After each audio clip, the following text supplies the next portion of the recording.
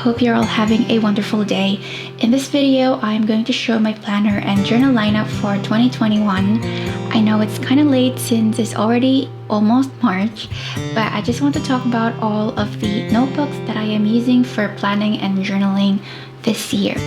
Now, I've been using planners for many years now, and I've been bullet journaling since 2016, but this year I decided to have separate notebooks for journaling, for planning, and for other stuff. So in this video, as I introduce my journals, I will also talk a bit about how I use them and what I write in them. So the first one that I have here is this salmon colored daily planner, and this one is what I use when I am going to have a busy day. I use it to time block because it has a time section, so I can write the hours there and what I plan to do during that time. Obviously, I don't always follow it, but it's good to have a schedule.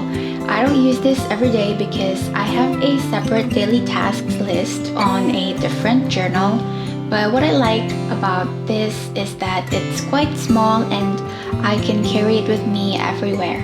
It is also not dated, so I don't waste pages since I don't use it daily. The next one is my Hwayang Yeonghwa The Notes notebook. If you're a BTS ARMY, then I'm sure you recognize this. This is the notebook that came with the book's big hit released about 3 or 4 years ago. I plan to use this for dream journaling, so if I dream about something and I want to remember it, I will then write it on this notebook. Again, before this year, I had my dreams written in the same journal as the one I use for planning and journaling. But like I said, this year I'm separating it, so this notebook will just be for dreams, as in literal dreams, like when I'm sleeping.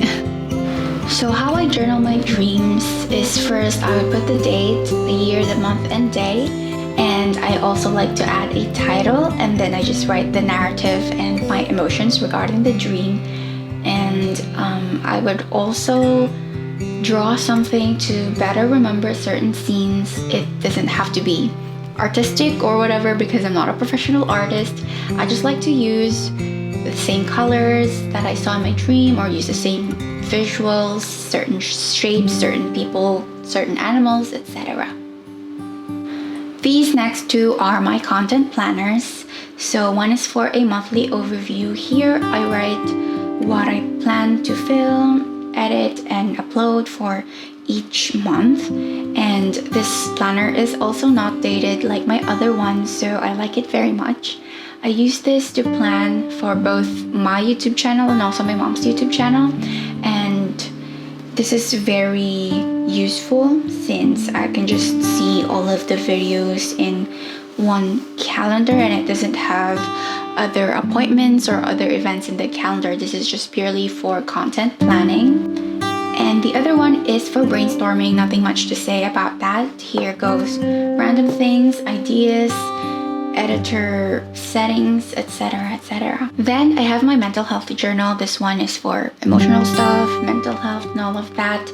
My one tip for this kind of journal is be raw. Just let it all out, breathe, write it all down, and then be objective. Read it again from an outside perspective.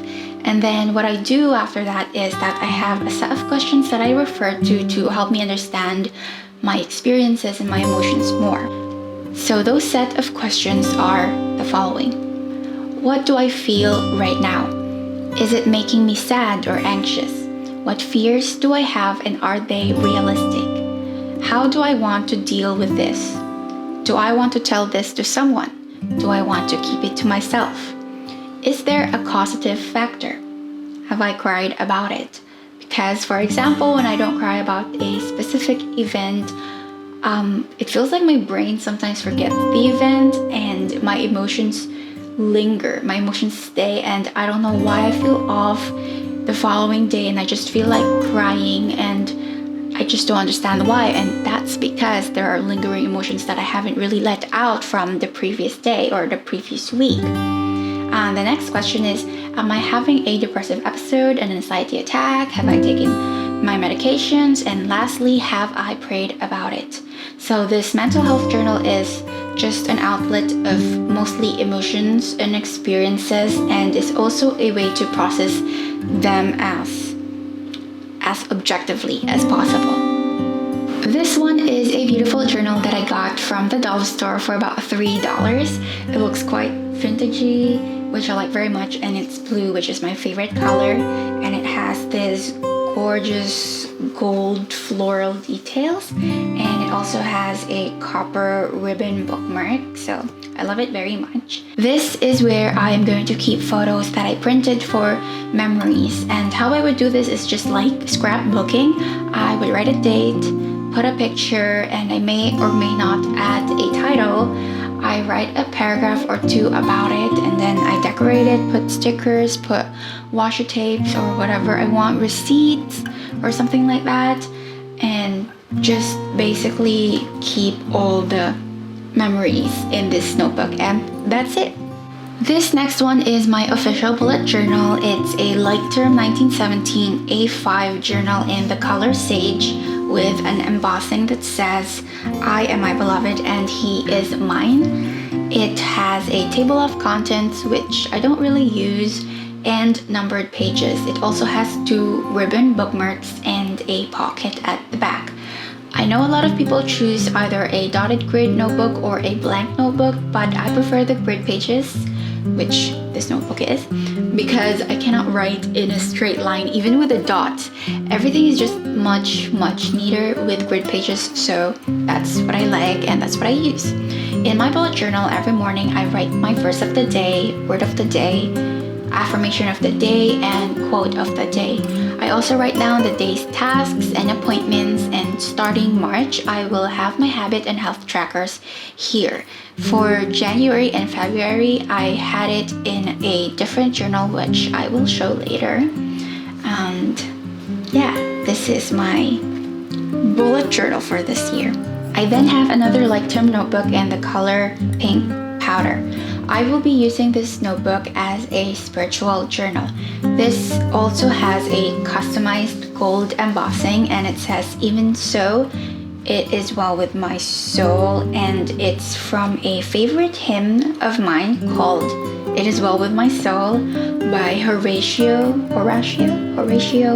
Spafford, and I like having this saying on this journal because I literally use it every morning, and it reminds me that regardless of what happens, it still is well with my soul.